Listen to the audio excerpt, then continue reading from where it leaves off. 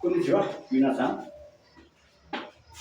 Henriques एकाडेमीको तर्फबाट सम्पूर्ण नमस्कार।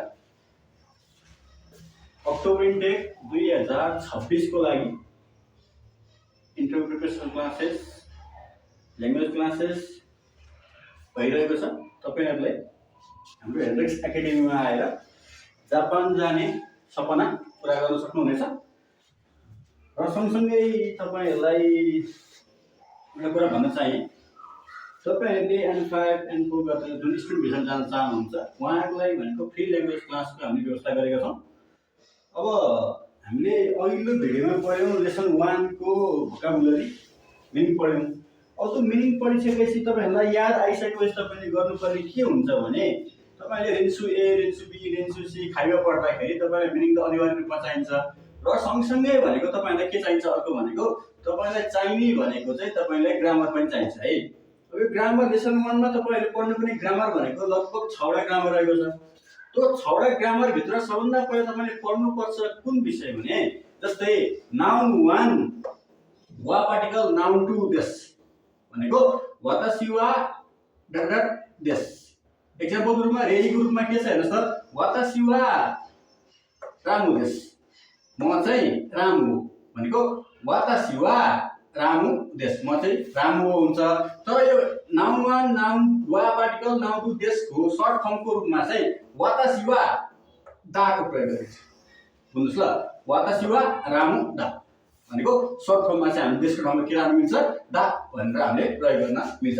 यो भनेको पोजिटिभ हो भन्ने केसमा आयो है। अब अर्को छ हेर्नुस् त, ज्यारिमासेन देवारिमासेन। ज्यारिमासेन देवारिमासेन भनेको चाहिँ होइन भनेर बुझ्नु पर्यो। ज्यारिमासेन भनेको होइन, देवारिमासेन भनेको होइनको, ज्यारिमासेनको पोलाइट फर्म देवारिमासेन। आफू सरह वा आफू भन्दा साना व्यक्तिहरुलाई कुनै पनि कुरा नेगेटिभमा दिनु छ भने तपाईहरुले ज्यारिमासेनको प्रयोग गर्न सक्नुहुन्छ भने आफू भन्दा ठूला व्यक्तिहरुलाई आदरका साथ केही कुरालाई इन्कार गर्नु छ भने त्यो अवस्थामा देवारिमासेनको प्रयोग गर्न सक्नुहुनेछ है।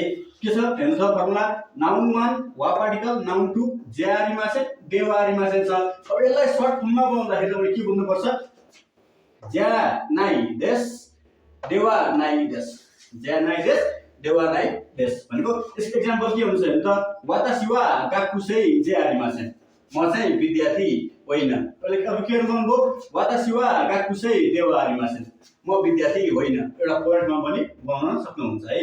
अर्को के छ हेर्नुस् त, जिन छ, यो जिनको खान्जी भयो है। जिन भनेको तपाईले के बुझ्नुपर्छ, नागरिक भनेर बुझ्नु पर्यो है।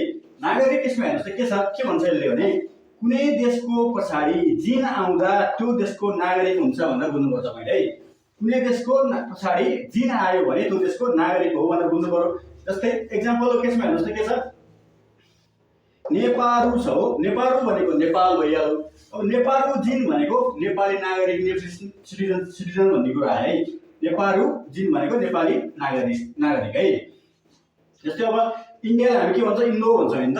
अब इन्डोलाई इन्डो जिन भनेर के हुन्छ, भारतीय नागरिक भने जस्तै हुन्छ है। अर्को निहोन भनेको जापान भयो, निहोन जिन भनेको जापानिज नागरिक भने जस्तै हुन्छ है। अर्को के छ हेर्नुस् त, का छ भनेको यो का आउँदाखेरि चाहिँ क्वेशन हुन्छ भनेर बुझ्नु पर्यो है। यो का आउँदा के हुन्छ, क्वेशन हुन्छ भनेर तपाईहरुले बुझ्नुपर्ने हुन्छ है। यहाँ जस्तो एक्जाम्पल के भन्छ यसले, आनाता वा गाकुसै देशका। आनाता भनेको तपाई, त तिमी तपाई हैन त, उहाँ चाहिँ विद्यार्थी हुनुहुन्छ, तपाईले विद्यार्थी हुनुहुन्छ भनेर के हो, यहाँ चाहिँ के आयो, का आयो है। यो का को के मिनिङ के हुन्छ, क्वेशन गर्दाखेरि क्वेशन सोधेकोमा का आयो है। अर्को के छ हेर्नुस् त, आनो हितो वा दार देशका, त्यो व्यक्ति चाहिँ को हो।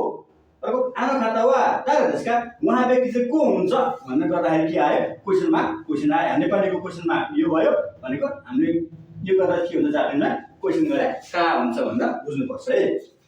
र सँगसँगै अर्को के छ हेर्नुस् त, मो भन्ने पार्टिकल छ।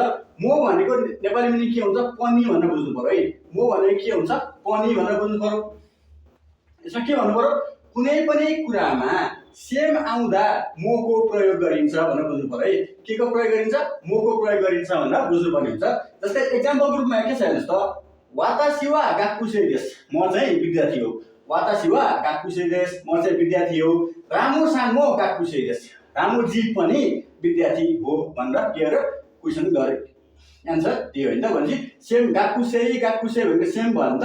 अनि त्यो कारणले गर्दा के आयो मो पार्टिकल आयो। सेम सेम हुनु पर्यो है। गाकुसेई गाकुसे म पनि विद्यार्थी हो रामजी पनि के हो विद्यार्थी हो भन्ने केसमा हामीले के को प्रयोग गर्यौं मोको प्रयोग गर्यौं है। अरु के छ हेर्नुस् त यो नो पार्टिकल छ। नो पार्टिकलको नेपाली मिनिङ भनेको को भनेर बुझ्नु पर्यो। नो को नेपाली मिनिङ को भनेर बुझ्नु पर्यो। नाउन 1 नो नाउन 2 गर्नु पर्यो। जस्तै वातासी वा आईएमसी नो स्याइन्डेस म चाहिँ आईएमसी कम्पनीको कर्मचारी हुँ। म चाहिँ के हो रे आईएमसी कम्पनीको कर्मचारी हुँ भनेर बुझ्नु पर्यो है। अर्को एक्जाम्पल के छ हेर्नुस् त यामादा सान वा फुजी दाइगाकु नो गाकुसे देस यामादा जी चाहिँ फुजी युनिभर्सिटीको विद्यार्थी हो। कसको फुजी युनिभर्सिटीको के हो विद्यार्थी हो भन्ने केसमा हामीले के गर्नुपर्छ नो पार्टिकलको प्रयोग गर्छौं है। अब तपाईले यहाँ बुझ्नुपर्ने कुरा के छ भने जस लेसन 1 मा पढ्नुपर्ने कुराहरु बुझ्नुस् ल। लेसन 1 मा पढ्नुपर्ने ग्रामर भनेको तपाईले के बुझ्नु पर्यो एउटा वा पार्टिकल म्याक्सिमम यसको मिनिङ भनेको चाहिँ भन्ने आउँछ हो। अर्को के आउँछ देश भन्ने आउँछ। देश भनेको हो।